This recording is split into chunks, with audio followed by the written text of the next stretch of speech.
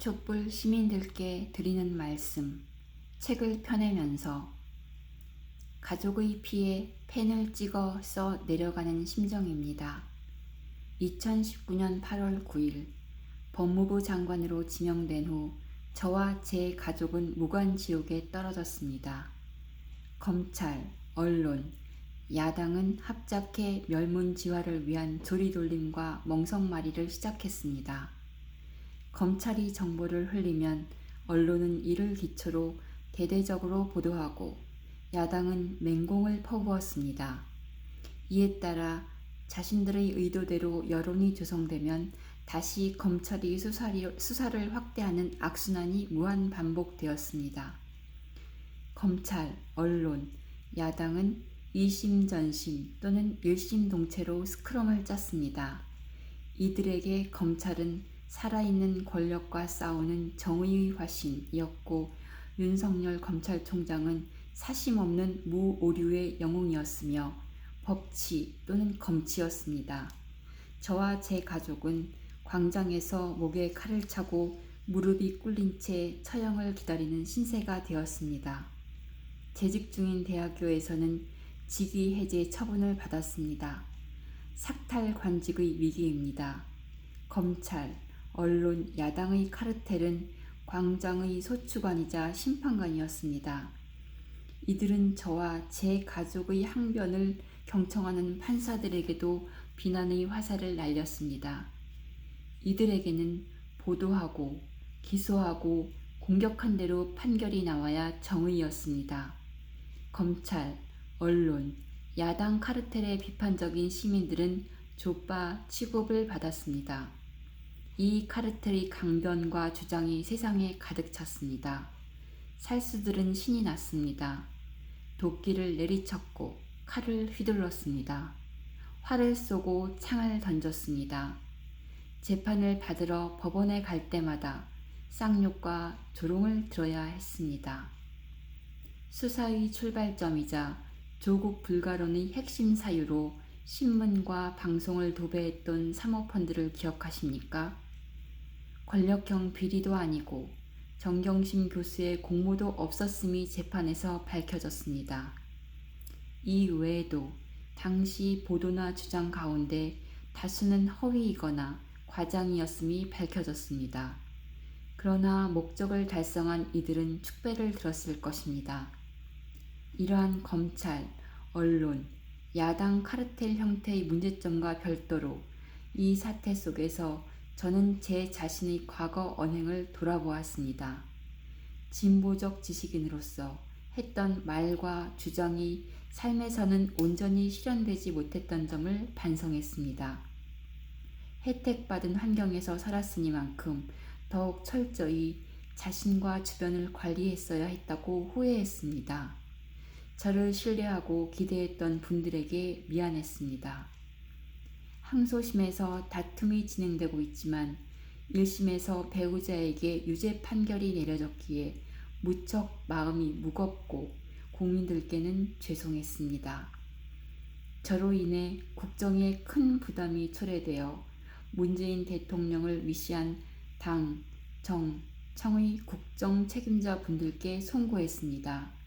2019년 하반기 기자간담회와 인사청문회 등에서 여러 번 밝혔지만 다시 한번 사과 말씀을 올립니다. 이 책을 쓰게 된 계기는 친애하는 법과 동지들의 권유였습니다. 추후 재판 결과가 어떻게 나오든 간에 2019년 8월 9일 이후 벌어진 사태의 정리가 필요했습니다. 시간이 흘러 기억이 흐려지기 전에 기록을 남겨야 했습니다. 저와 제 가족이 재판을 받고 있는 상황에서 책을 발간하는 것은 부담이지만 검찰, 언론, 야당의 주장만이 압도적으로 전파되어 있기에 더 늦기 전에 최소한의 해명은 해야 했습니다. 논문과 책을 쓰는 것이 직업이지만 이번 집필은 힘들었습니다. 당시 상황을 순간과 단계마다 돌아보는 것은 고통스러웠습니다. 그때의 감정이 되살아났기 때문입니다. 가족의 피해, 펜을 찍어 써 내려가는 심정이었습니다. 그러나 꾹 참고 써야 했습니다. 시민 한 분 한 분께 감사드립니다. 이 책을 바치고 싶은 분들이 있습니다. 2019년 하반기 검찰개혁을 외치면서 서초동을 비롯한 전국에서 개최된 촛불 집회에 참여해주신 수백만 명의 시민들입니다. 고위공직자 범죄수사처 신설, 검경 수사권 조정 등의 역사적 과제가 성취된 것은 여러분 덕분이었습니다. 그 자리에서 외친 조국 수호는 단지 조국 개인을 지키자는 구호가 아니었습니다. 검찰 개혁을 무산시키려는 검찰, 언론, 야당 카르텔의 총공격에 맞서 싸우자는 집단 지성이 압축적으로 표현된 것이었습니다. 당시 법무부 장관 재직 중이었기에 직접 참여는 못했지만 사진과 영상으로 본 거대한 서초동 촛불 십자가는 장엄하고 아름다웠습니다. 눈시울이 뜨거워졌고 목이 메었습니다.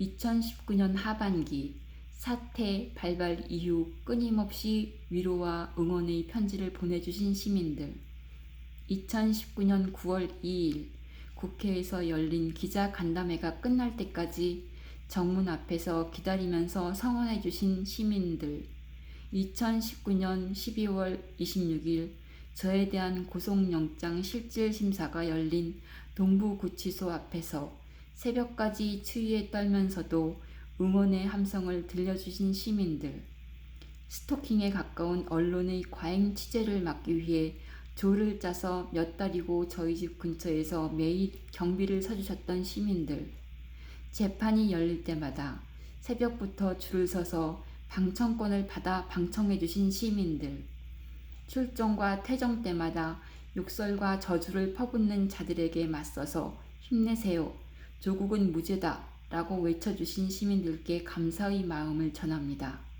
검찰, 언론, 야당 카르텔의 의도를 예리하게 포착해 알려주신 여러 진보 유튜버들께도 감사드립니다. 고비마다 조용한 공간에서 밥이나 술을 사주면서 힘을 불어넣어준 선배, 친구, 지인, 후배들, 김치, 밑반찬, 탕, 국거리, 칼국수, 젓갈, 달걀, 연잎밥, 떡, 만두, 요구르트, 치즈, 베이컨, 마카롱, 과일 등등 각종 음식물을 보내주신 시민들, 2년 연속 제 생일에 맞춰 음식과 카드를 보내주신 시민들, 건강관리하라고 인삼 진액, 한약환 등을 보내주신 시민들, 24시간 기자들이 집 부근에 진을 치고 있어 외출이 어려운 상황을 알고 집으로 커피와 빵을 사다 주신 이웃들, 집안 분위기 밝게 하라고 꾸준히 화환을 보내주신 딴지 게시판, 시사타파TV, 이송원TV 구독자님들, 집요하게 공격받는 딸을 위해 십시일반 돈을 모아 학용품을 보내주신 딴지 게시판 회원님들, 암울한 연말을 보내고 있으리라 생각하고 예쁜 크리스마스 트리를 보내주신 시민들에게도 마음의 위로를 많이 받았습니다. 이 크리스마스 트리는 며칠 동안 집에 두었다가 아동 보육시설에 보냈습니다. 가족 건강이 걱정되어 여러 측면에서 점검하고 배려해주신 의사와 간호사 선생님들, 절절한 기도문을 적어 보내주신 신부님, 수녀님, 목사님, 스님 등 종교인들께도 감사드립니다. 건물 승강장에서 만난 저에게 공격 많이 받으시던데 힘내세요 라고 안쓰러워해 주셨던 시민들, 저를 알아보고 택시비를 받지 않으려 했던 택시기사님, 조용히 대리운전을 마친 후 떠나시면서 잘 버티십시오 라고 말씀해 주신 대리기사님, 밥을 먹고 나오는데 주차장까지 따라오셔서 아무 말 없이 포장한 편육과 국물 또는 김밥, 주먹밥 등을 차 안에 넣어주신 식당 주인분들, 포장 주문을 한 후 찾으러 갔는데 몇 개 더 넣었습니다 라고 하신 식당 주인분들, 빵을 사러 갔는데 이를 어째 하시면서 빵을 더 넣어주신 빵집 주인 할머니. 커피를 주문하고 계산을 하려는데 카드를 받지 않으면서 지치시면 안 됩니다 라고 말씀하시거나 덤으로 수제 드립 커피 봉지를 챙겨주신 카페 주인분들. 커피를 주문하고 계산을 치르니 쿠키 또는 마들렌 빵 하나를 같이 주면서 조용히 주먹을 불끈 쥐어 보여준 카페 종업원분들. 이분들의 작은 응원이 저에게는 큰 힘이 되었습니다. 카페나 식당에서 저를 알아보고 다가와서 낮은 목소리로 인사를 해주신 시민들. 모임 장소에 차를 몰고 갔는데 차 열쇠를 받으면서 힘내십시오 라고 말씀해주신 주차 요원분들. 주유를 마치고 시동을 거는데 캔 커피를 차 안으로 넣어주면서 지지합니다 라고 해주신 주유원분들. 집으로 배달을 오셨다가 저와 마주치자 손을 꼭 잡아주신 택배기사님.